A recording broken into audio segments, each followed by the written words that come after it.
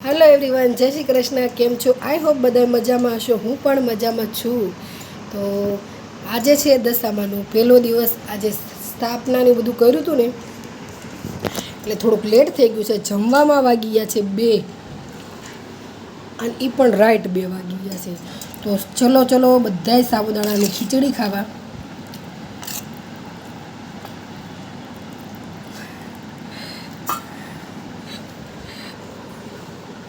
સાબુદાણાની ખીચડી છે અને સાબુદાણાના પાપડ છે અને છાશ છે. એ પણ ઠંડી ઠંડી અને વાલી વાલી છાશ. હાલો બધાય છાશ પીવા. ચેતન આજ જમવા આવ્યા નથી. અમારે લાઇટ બિલના પૈસા થોડાક વધારે થઈ ગયા છે એટલે એમનેમ પંખો બળે છે. અને હા, વરસાદ આવે છે, ઝરમર આવે છે એટલે કપડાં લેવાના મૂકવાના, મૂકવાના કપડાં લેવાના સુકાવાના એવું થાય છે. બસ એ. અને માતાજીના દર્શન પણ કરાવીશ, પણ થોડીક વાર પછી કરાવું.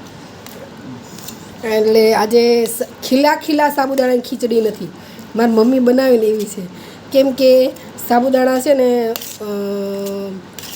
10 મિનિટ જેટલું પલાળીને તરત વઘાર નાખી દીધી અને કુકરમાં બનાવી છે એટલા માટે. કેમ કે છે ને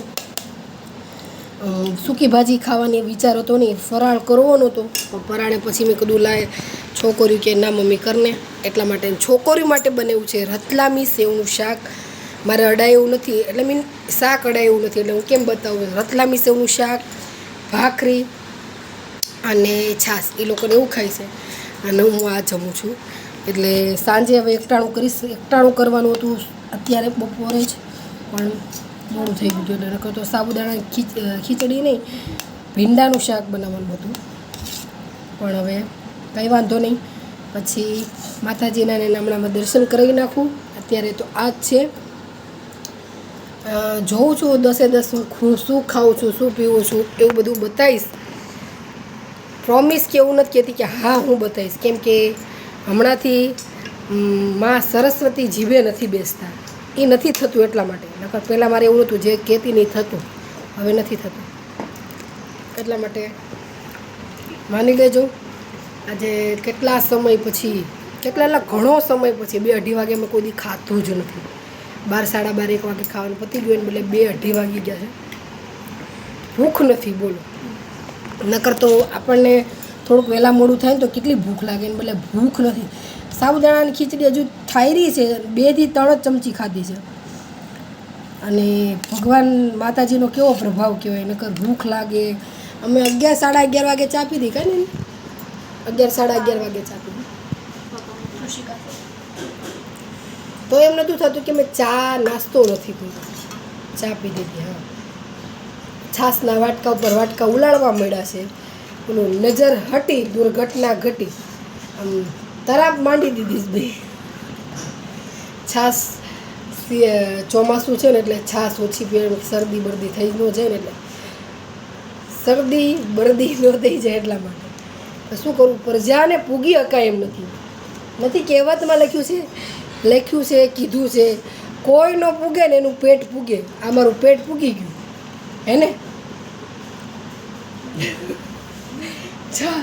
અને હકીકત બધાને છાશ વગરનું પણ પીવાય, હમણાં લિમિટમાં પીવાય. કેમ કે વાતાવરણ થોડુંક એવું છે ને એટલા માટે. અમદાવાદમાં 3-4 દિવસથી વરસાદ ચાલે છે, આવે છે. થોડાક શબ્દના ઉતાર ચઢાવ છે તો સમજી જાજો. કેમ શાક 2 મૂકી દીધું? સવારનું ખાધું મેં.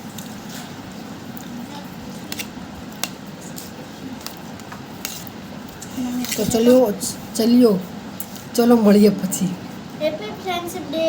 ઓહો, આજે હેપી ફ્રેન્ડશિપ ડે છે. ફ્રેન્ડશિપ ડે છે, ફાધર્સ ડે પણ છે. ધ્રુવ, તા પપ્પાને શું કહેવું છે? થોડીક આઘી રહીને. Happy Father's Day. પપ્પાને શું કહેવું? પપ્પા વિશે શું કહેવું છે તારે? Happy Father's Day. બસ. હા, બસ. આપણે કેમ કે અહીંયા ગરબા શીખી રહ્યા છે, આટીન બાટીન. એટલે એને ફાધર્સ ડે ની કાંઈ પડી નથી. એ હેપી ફાધર્સ ડે બધું ફાધર